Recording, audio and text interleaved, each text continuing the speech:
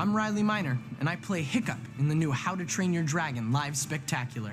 I'm going to give you a sneak peek of our upcoming world tour. He's a lot cuter than I... You'll get to see how jaw-dropping theatrical magic and some high-tech gear invented just for this show brings these magical creatures to life. This is the most awesome live show ever staged. Trust me, you're not going to want to miss this. Welcome to Dragon Training! What do we have in store for you today? And attack! Toothless and I have got to finish this. Higher, buddy! Come on! Higher!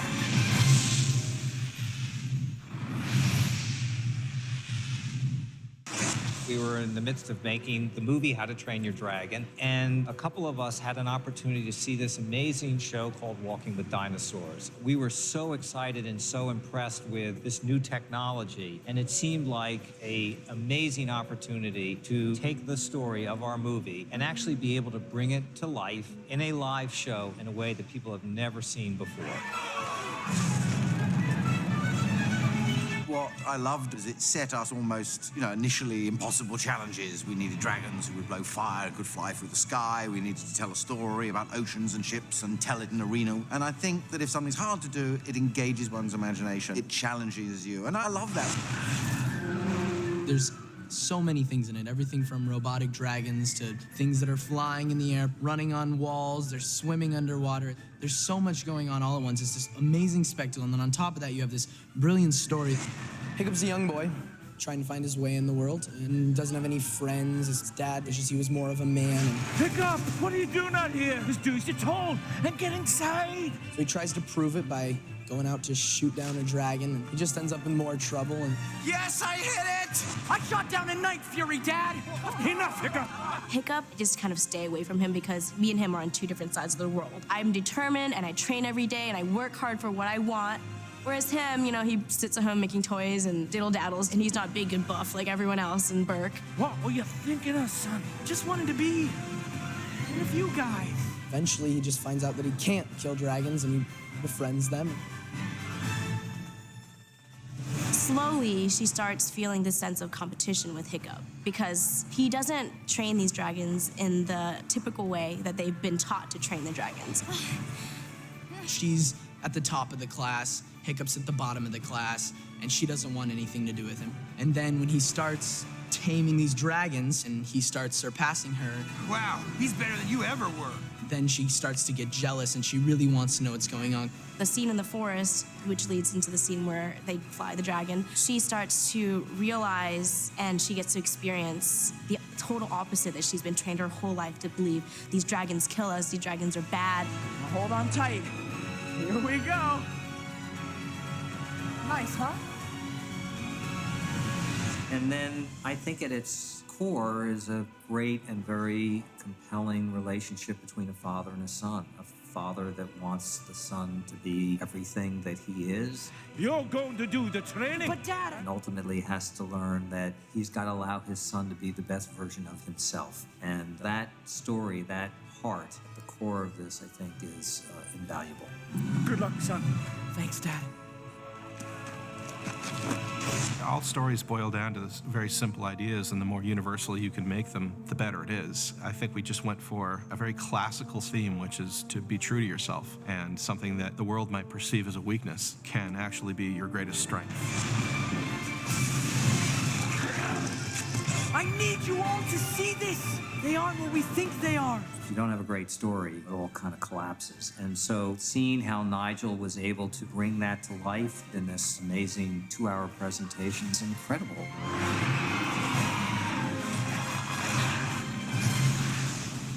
DreamWorks Animation wanted to create an amazing live show that brings the world of Vikings and dragons to life. You scared him. I scared him?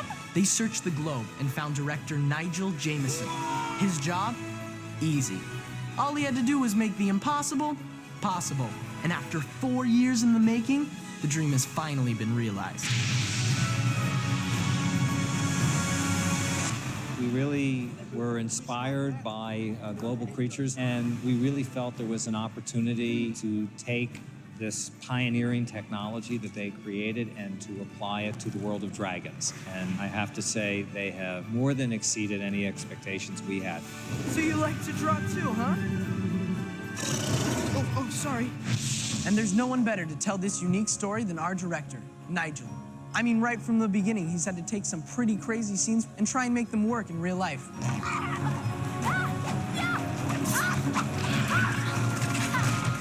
I completely have attempted to make the best show one could possibly make with the amazing resources and the beautiful story that has been put at our disposal. If something doesn't amuse me, then I don't know how to direct it. I can only make something that I think is beautiful and moving and creative or funny. I'll think of something.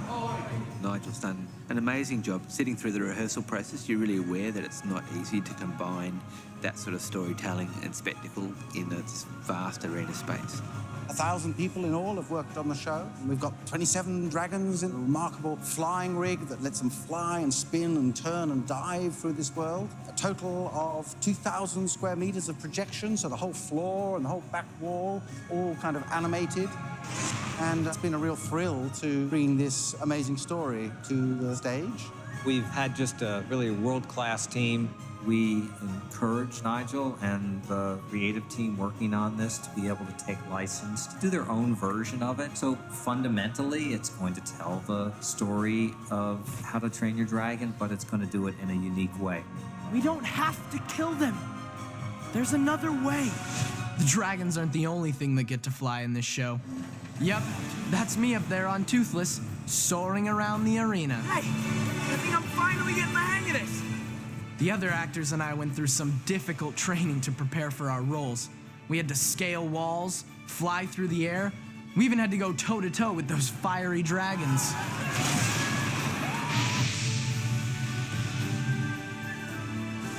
We went twice around the world looking for our cast. We ended up with 2 hiccups, 2 Astrids, and we found the 7-time world sports judo champion, and we found some trickers and hip-hop artists, and we just couldn't believe their energy and their kind of freshness, so we roped them in. To me, Astrid is a kick-butt girl, and I think she knows she's a kick-butt girl. And Hiccup is a little troublemaker. Back! Back, I say! Into your cage! And she doesn't want anything to do with him. And then when he starts taming these dragons, then she starts to get jealous and she really wants to know what's going on. Hiccup, run! No, it's okay! It's okay! She's a friend. And then she learns that he has been flying with this dragon, and she starts to realize that they're not evil creatures, and they become really great friends. It's amazing. He's amazing. Everyone has different backgrounds on this set, not just actors and dancers. We have Godfrey, he plays Snotloud. What's wrong, buddy? You got something in your eye? Dexter, he plays Fish Legs. I'm okay! And these are the Joker twins, Kali and Luke, who play Rough Nut and Tough Nut. Everyone knows I'm more irritating, see? One of the total, utter delights of this project has been to see that cast come together and their energy. It thrills me just to watch them. Building dragons from scratch is no small deal. And they don't just look real. They had to move like the real thing and be fast enough to chase us around the arena. Here's a look at the talented team that brings our dragons to life in the How to Train Your Dragon Live Spectacular. Initially, it was looking at footage from the film and trying to establish how we would take those designs and translate them into physical creatures which could actually run around the arena or fly around the arena. One of Nigel's ideas for this was to combine lots of different puppetry techniques as much as we could. So there's elements of glove puppetry, shadow puppetry, and flying things, marionettes, all within the show, as well as our animatronics. The process of making a dragon essentially starts with establishing the look of the dragon on a very small scale. So we sculpt a little 1 to 10 or 1 to 20 little maquette. So once we've actually scanned the plasticine maquette, we can create a 3D model of the character, and that scanned data is used to create the 3D print. Is also given to Dominic, our head of digital design, who can then manipulate the model to incorporate the internal controls. We begin by getting the mechanism, and we use this ultimately to create animated walk cycles and put that data into the actual control systems of the creature. I hope you're hungry. The main breakthrough is the bringing together of a multitude of technologies. It's a combination of high-end computer and mechanical engineering. Let me just take a look at that tail of yours. On this front leg, for instance, we have, I think it's about 7 axes driving that leg, lifting it up, placing it down, shrugging the shoulder, tilting the paw at just the right angle, and then placing it down on the ground. And that's actually very difficult for a robot to do in a naturalistic way, and that's what we are all about, is making robots that look realistic.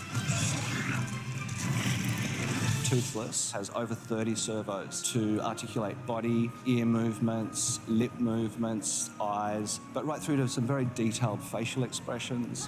The lead voodoo that does Toothless, Brian, he's an awesome guy, and every time that I play with Toothless, instead of playing with this robotic dragon, I think of this dragon that has the personality of Brian. The voodoo rig is a miniature version of the large dragons that you're seeing on stage. So all those axes of movements on this kind of device correlate back to the movement of the large dragons on the stage. And then there's another voodoo puppeteer who operates some of the auxiliary movements. So they do all the sounds live, they open the mouth, they control the wings of the creature, and they've also got all the effects that you'll see on stage. And then the driver, who's responsible for the path and the speed that the creature takes. There's personalities to these creatures. They take kids and adults on a journey. They're living, breathing, roaring. Our workflow is now incorporating more of those lightweight components, carbon fibre, fiberglass, carbon Kevlar fabrics. Like we've gone with a much more high-end approach to the construction of the skulls, for example, which enable you to do more in performance. And then we get the final finishing touches before the characters go into their containers. So at this stage, there's final touches being done to both our half-scale nightmare and our full-scale nightmare. There's various special effects that have to be installed, and there's actually on-stage effects where we'll get real flame. One of the fantastic things about this show, it's so complex. So we've got you guys on stage, we've got flight track dragons, we've got fire breathing, we've got smoke rings, we've got just simple little gags like Gobber is fending off the dragon, shoves it in the Gronkle's mouth, the Gronkle digests the chair, and it comes out his delightful backside in the form of wood chips. It's such a clever blending of techniques to create something that kind of transcends the space, really. I couldn't have anticipated that it was going to be this elaborate. I can only imagine what a 10-year-old sitting in the audience is going to think. I mean, these things look like they're living and breathing and stomping around. Okay, Sarah, so what's your favorite dragon? I love the little egg biters. They're so cute. No, I'd have to go with the stingers, guys. I mean, they're so fast. I'd have to go with the Gronkle. Have you guys seen how far he can blow those smoke rings? It's incredible. I mean, I'm gonna have to go with Toothless. You're so predictable. No, really, guys. He is so awesome. The dragons themselves look so realistic. Sometimes I forget they're puppets.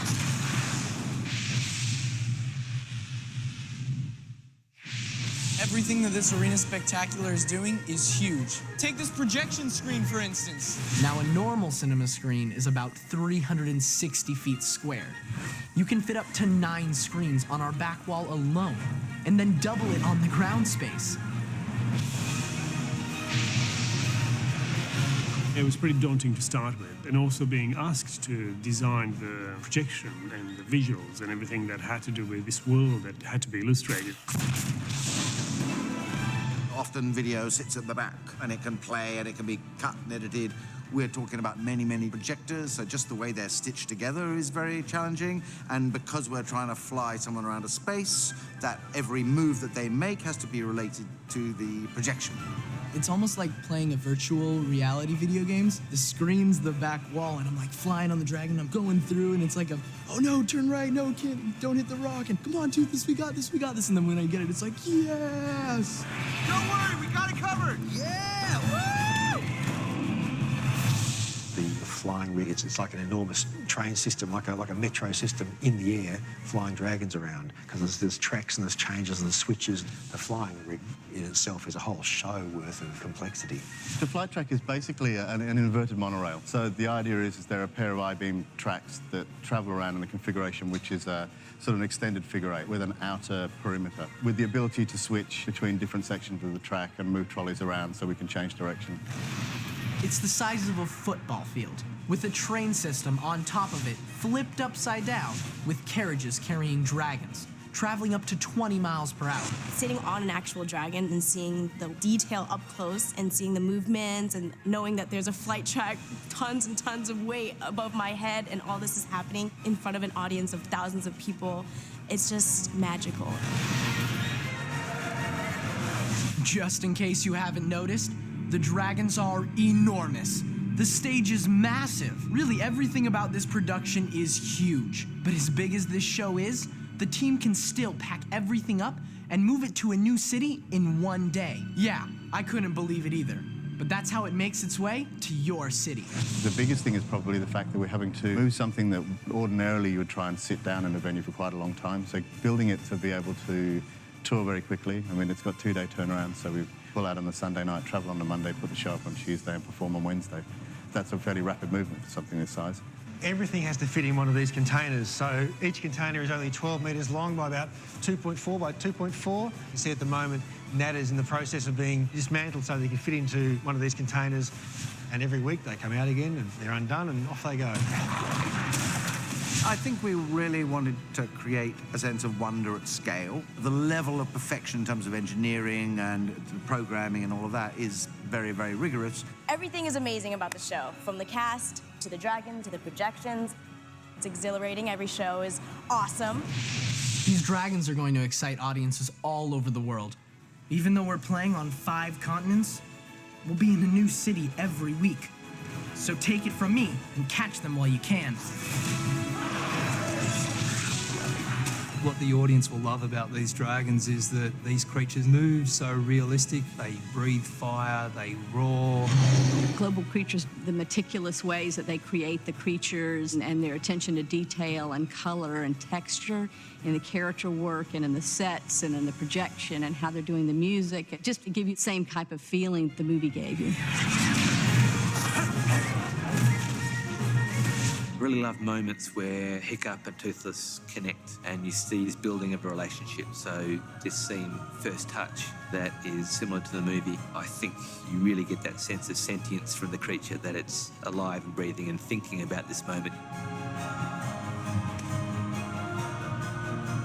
We are trying to do something new. We are trying to do something special. We are trying to push the boundaries in a new way.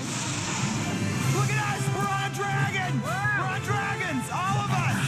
It's groundbreaking and incredibly special. I just walked around here just with my eyes wide and my jaw dropped open all day, just completely taken with what they're doing.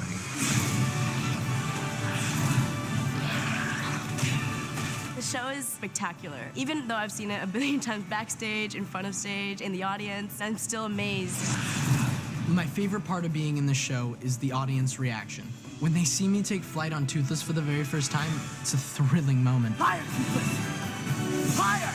At the end of the day, when you watch Toothless and Hiccup see the kids riding through on those dragons, I hope all that technology has boiled down to a story and an emotion and relationships and creatures and people loving and learning and struggling. And technology allows us to create some of the wonder and some of the scale, but it is finally about telling a heartfelt, powerful story. Come on, bud! Grabs you by the heart and it just takes you on this wonderful journey. I'm gonna fix that tail of yours. I think it's groundbreaking. It's very entertaining. The actors are sensational. I mean, what you see in the movie is what you see on the stage. Watch out, babe. I'll take care of this.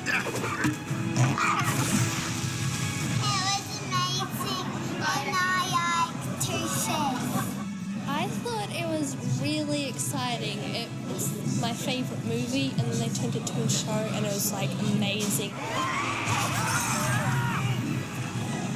And the best part was watching the faces of my little boys as each part of the story unfolded, and they were absolutely spellbound.